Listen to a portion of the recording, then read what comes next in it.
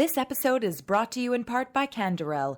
Coming soon, a luxury master-planned condominium community rising at the corner of Bathurst and St. Clair. Situated directly on the subway and streetcar line, a monument of architecture and interior design, a timeless expression of glamour and grace.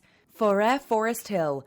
Register today at live@forêt.ca. That's live@FORET.ca.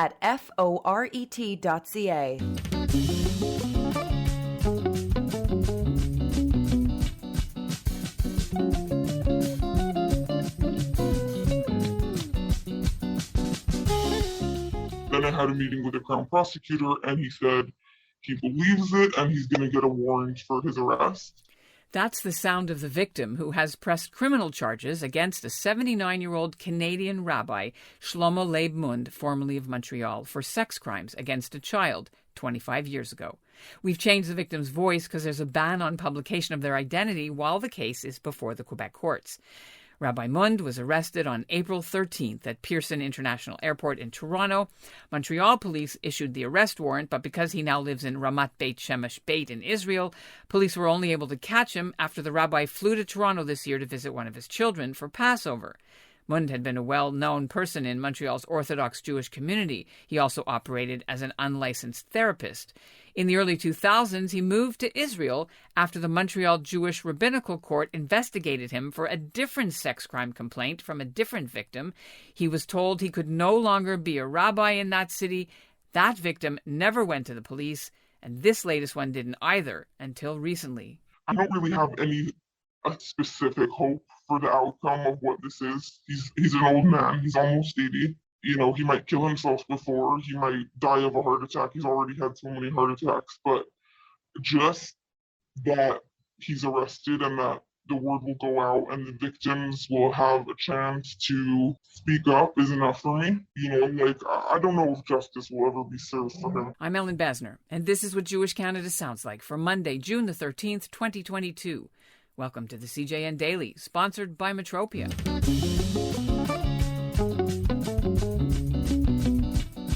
Rabbi Mund was taken into custody and he spent a day in jail in Montreal before his court appearance. He was charged with sexual assault, sexual touching of a victim under 16, and incest. This victim is now an adult, but says the attack happened in 1997 in Montreal when they were a child. The rabbi's lawyer, Jesse Heroux, told me the rabbi will not be giving interviews, but categorically denies the accusations and intends to defend himself. Meanwhile, he's under orders to remain at his son's home in Toronto, not to leave the country or to have any contact with the victim, among some of the other bail conditions. Coming up, you'll hear from the complainant. You'll also hear from the Montreal Jewish Rabbinical Court, who took action all those years ago. But first, here's what's making news elsewhere in Canada right now. I'm Benjamin Brandt in Toronto, and this is what Jewish Canada sounds like. 120 teenagers in Ottawa who had their B'nai Mitzvahs under lockdown or other COVID restrictions finally got to have their big party.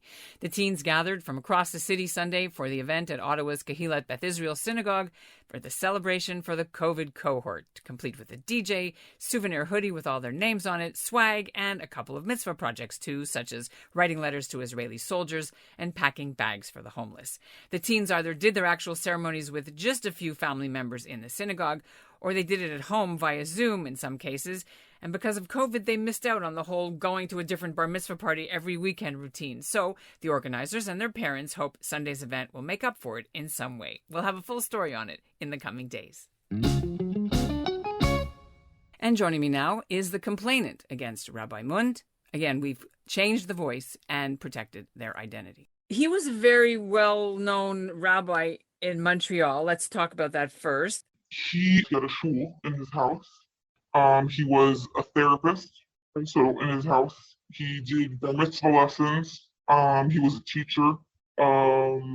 He was very well respected, and in the early 2000s, someone came forward to the Basin in Montreal, and he was raping her. I don't know if she was a client of his. I don't know the story at all. And that's when the Basin had their own proceedings, and they just decided to kick him out. And so he fled to Israel, which is a safe haven, as you know. What do you mean kick him out? They excommunicate him from the city? They had a hearing? What did they do? No one's surprised. Everyone knew about him, just no one came forward. He had a synagogue in his house, but did he also teach in a school? He did teach in a school, yes. You had these incidents, or was it one or several? One incident. One incident. How old were you? I was 7 or 8. Well, what do you risk in terms of the communities for you?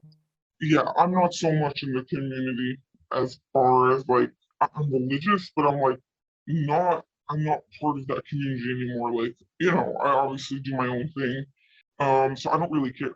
I have nothing to lose. How many other people do you think this has happened to over the years? Hundreds, probably.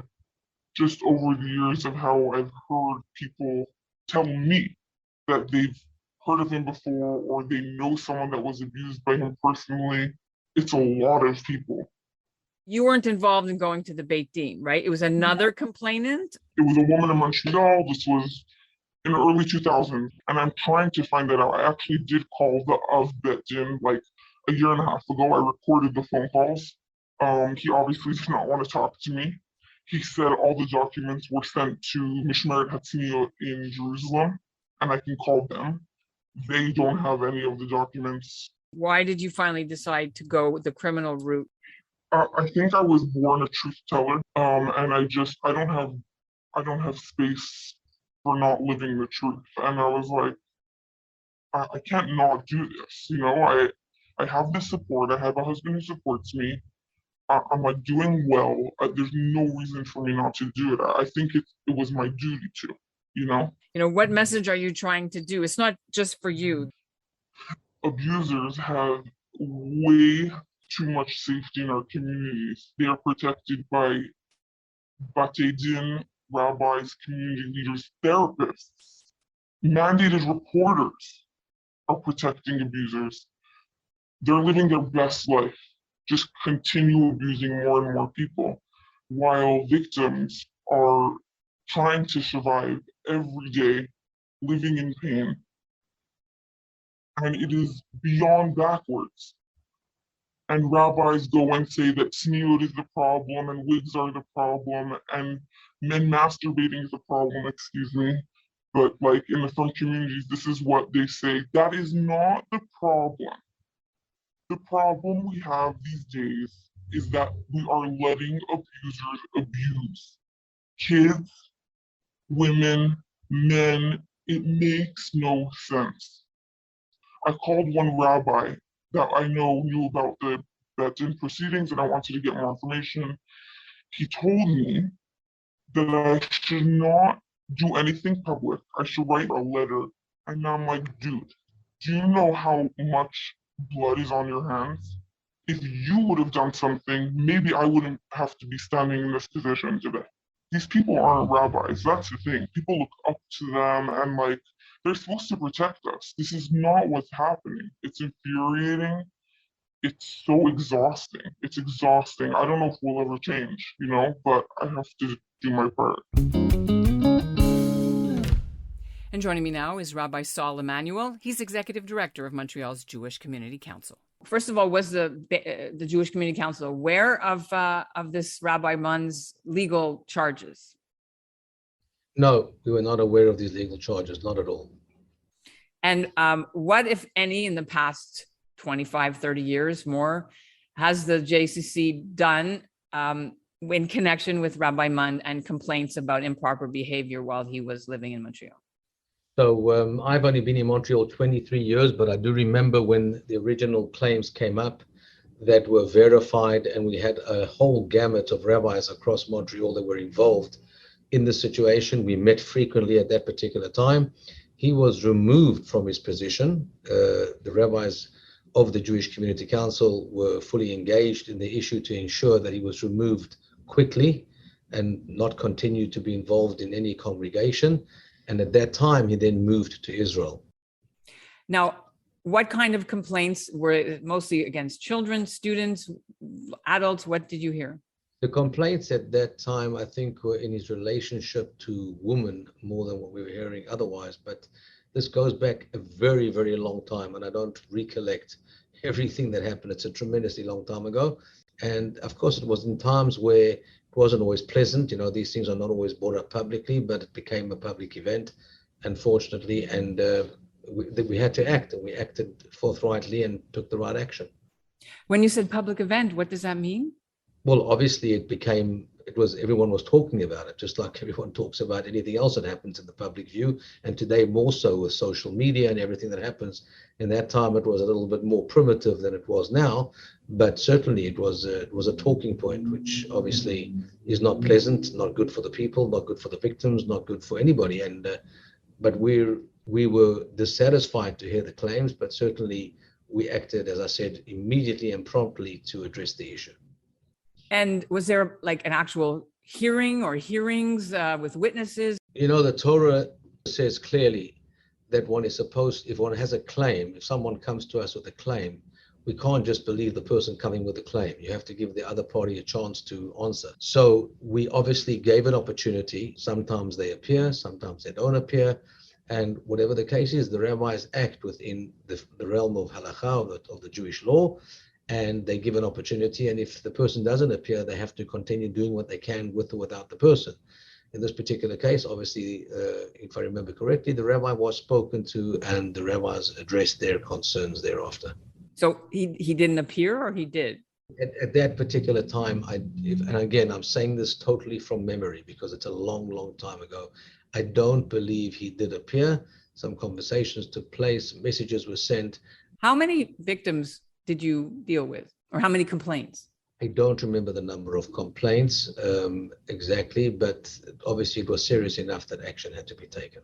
One person is one too many. So even if you have one complaint, that would be sufficient for anybody to act if it's a complaint that's verified and confirmed.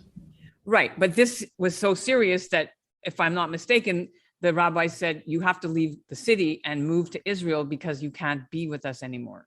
Go away. Rabbis do not We do that. suggest you leave town. No, no, we don't do that. That's an old problem, and I've attended conferences regarding that. All that we're doing, if anybody does that, all they're doing is transferring the problem to another city. And that's not what happened. We made it very clear that he can no longer be practicing. He then took the decision to move to Israel. Did he express remorse? Did he admit it? We never engaged at that time. We never engaged. So it was unfortunately not something that happened. Mm-hmm. And what about the victims then? Was there any compensation, financial help for psychology or mental health counseling? What's done in those cases? Or is that in these cases, we always recommend to send victims they should go for help. Obviously, they need to get help, they need to get support, moral support. And certainly in those particular cases, anybody who would have come, the rabbis would have recommended that they get help and go to the professional people who handle that. But you don't cover that. There's no fund for that. We are totally not involved in funding of social work. That is something that's taken on by other great organizations in our city who help out tremendously. Would you be able to say how many sexual abuse cases of children and since those days that you've had, or maybe if not the total number, how many you have a year in Montreal? Many people don't come forward. Of the cases that do come forward, it's few and far between, and it's very difficult to put a number to it. Sometimes you have a case that somebody phones up that something happened. When you try and verify it, the victim doesn't want to come forward, he doesn't report. So it's very difficult to put a number to such a question. But like I said, every case that is brought forward, if it does, God forbid, we certainly have to address it right away. Why not go to the police in those days? Why keep it within the community, within the Beit Din? You're making an assumption that we don't recommend police. No, I'm saying back then. Let's talk now in a minute, but let's go back. The policy, the Mund case. The policy has always been that if there's a victim that has been assaulted or in any type of way or fashion, whatever, that it has to be reported. Certainly has to be reported. We do not cover things up, and certainly a person should go and report if something has happened. That's the law. That's the law. They have a right, and they should go and report if there's something that happened. So let's flash forward to today. there has been a petition and I guess a pledge. It was in Mishpacha magazine recently in the Passover issue. Several hundred rabbis from around the world signed, I mean, maybe you're familiar with this, to urge people to go to the police and not just to the community. I don't know if you've seen that. I certainly did, but that's not something that's new. We have been purporting that for a long time, so it's not something that's new. Maybe it's just a reminder for people, but the fact of the matter is that when you have a case of this nature that happens, we automatically tell the person that you have to do what you have to do in terms of the law and report to have this stopped immediately.